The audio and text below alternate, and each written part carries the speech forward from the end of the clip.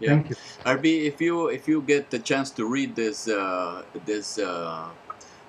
project, this initiative by the Department of Peace, you will notice that they have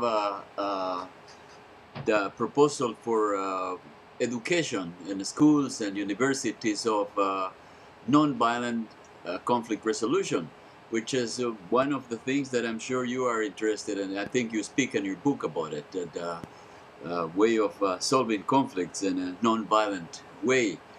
Have you seen that, or would you support that too? Absolutely, absolutely. Mm, It is exactly what I am also saying. mm, mm, That's the key. That's the key. It's the mental or development process. I mm, am also suggesting, mm, which will have always ripple effect, as all the psychologists in the world say, profess. Such mm. mind development processes will always have ripple effect. It's like the 100 monkey story, if you like. Yeah, yeah, You yeah, know, yeah, you do it here, it spreads.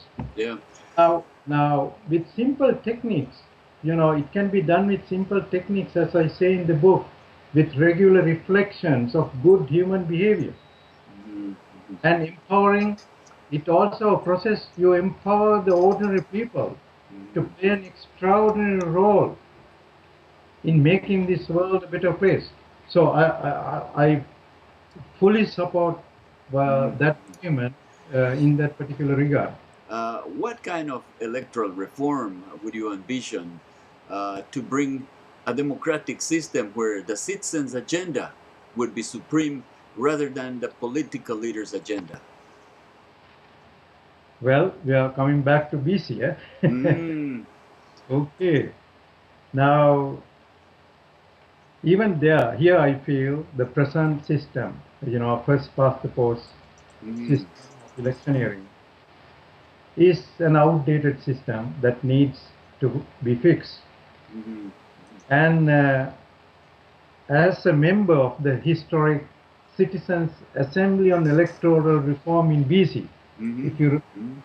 I, remember, 2004, I was a member there. mm, As a member, I had the opportunity to be a party to a special review in this context mm, of the current review in the current system, and to propose to British Columbians something that would work better, you know, to get the citizens' agenda mm, in to the front. mm. Now, as for that matter, I ended up in writing a book about the whole process there. Mm. Maybe you Yeah, may have real seen, power to the people. yes, All right, uh, all right. a novel approach to electoral reform in British Ah, Columbia. real Yeah. power to the people. I like that. Now, I wonder if you remember a referendum that took place in BC in 1991. And it was a referendum proposing the right of people to initiative and recall. Yes. And I don't know if you remember, Ujal Dosanjh brought it to the House and it was passed as a law. The recall and referendum or recall and initiative legislation. Uh, that to me gives power to the people. When you have the right to initiate some legislation and you have the power to vote for an issue, that would give you power to participate in the decision making politically. How would the STB PC give power to the people? Well, uh, first of all,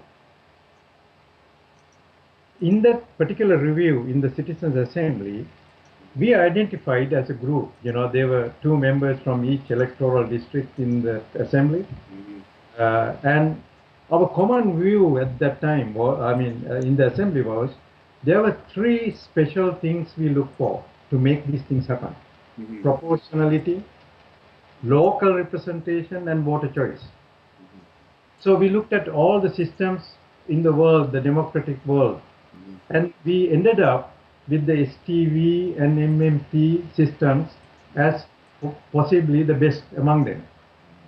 And of course, majority in the assembly opted for the STV. That is what went to the referendum in the last two elections, as you remember, And failed.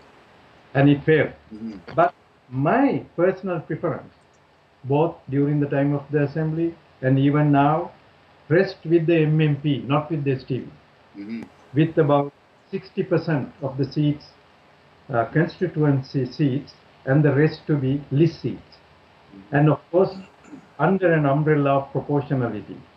So I felt that could be that is the best option that I could propose to anyone for BC or any other democracy within Canada or outside Canada. That would give more power to the people. You said. Power to the people. Okay, let me have the last question here, and it's about your proposition and your book. And I was thinking, how would a few minutes of daily contemplation of the Four Noble Human Virtues be different or new from all religions, which also strive to change the individual rather than the political system? I think that is a very, very interesting question. I'll be too happy to answer that question.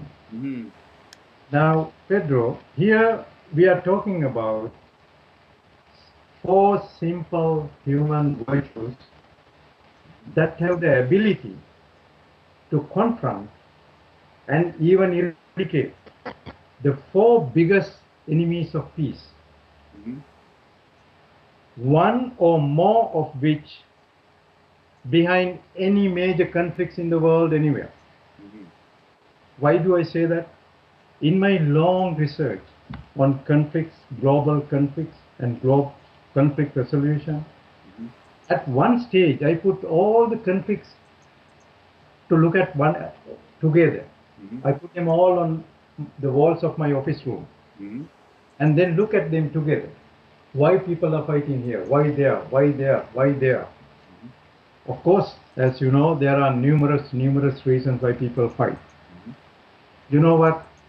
However, I found four basic factors, one or more of which behind any conflict you can think of. What are they? Number one, hatred. Greed for scarce resources. It can be oil, it can be gold, diamonds, it can be even water.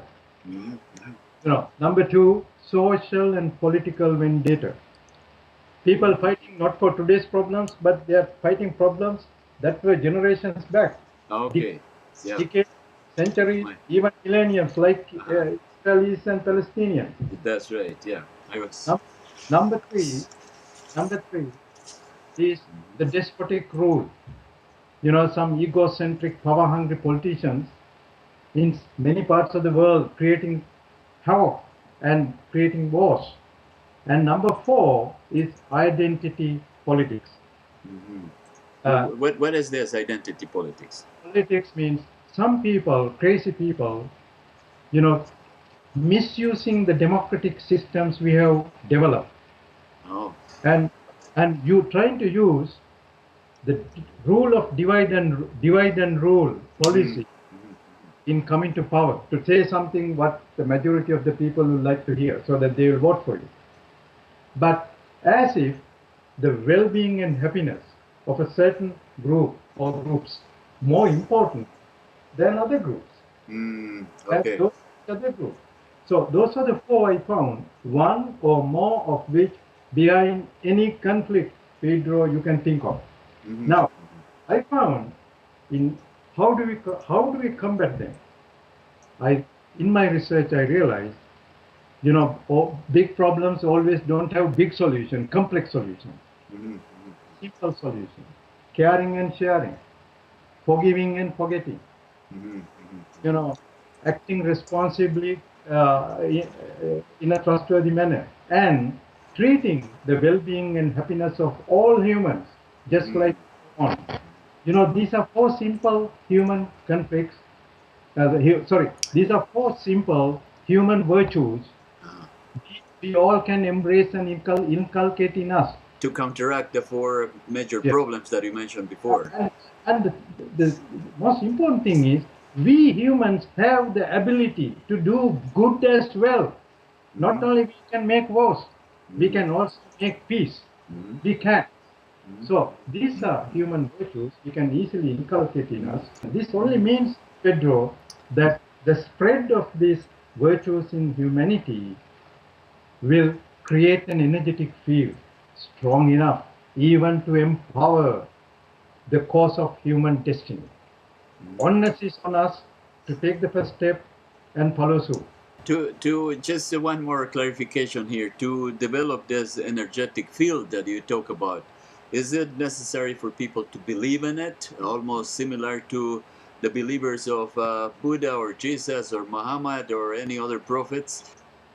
Unless we combat the four most foremost enemies of peace, we don't go anywhere in building global peace. You can do anything else 24 hours a day.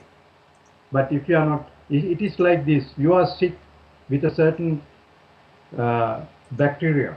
If you don't kill the bacteria, whatever else you do won't help you. You're still sick. Yeah. You can give a nice dress, you can comb your hair well, but Yeah. your disease is not going. In the same way, this is the recipe to cure that particular ill of these four main enemies of peace. All right. And these virtues are consistent with any religion you can think of. All major religions are meant to do good things. They preach All, the same thing. They're the same that thing is in a why way. they all say Same- the same The thing. same thing. But I'm trying to give a focus to these four that can attack the problem. Ah. That can solve the problem. I hear you saying that we have to change ourselves before we change the world. Absolutely. All right. The world would change when we change. Great. The change should be in us. Then the world changes. That will change the world. Okay. Well, thank you very much for your time, RB. And maybe you want to show your book, the cover of your book. You have the cover of the. So we'll recommend people to read The New Beginning for Humankind, a recipe for lasting peace on earth by R.B. Herath. Thank you very much. You can participate on nowpolling.ca with your opinion about the United Nations organizations here on nowpolling.ca under Global Issues. You click on Global Issues and you go all the way to the bottom and this list to United Nations. And here it is, Security Council, Peacekeeping, Climate Change, etc. You click on any of them and you have the poll. You go back to Return Path to get the front page. You can also participate on the Canadian federal issues.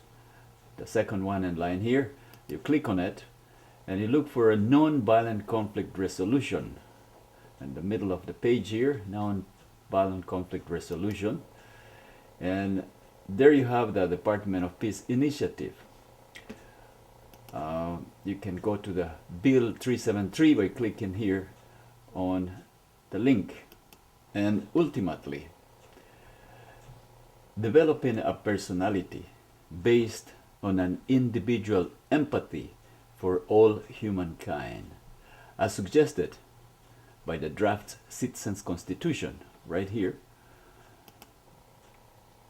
And remember that a better world is possible, but we have to build it.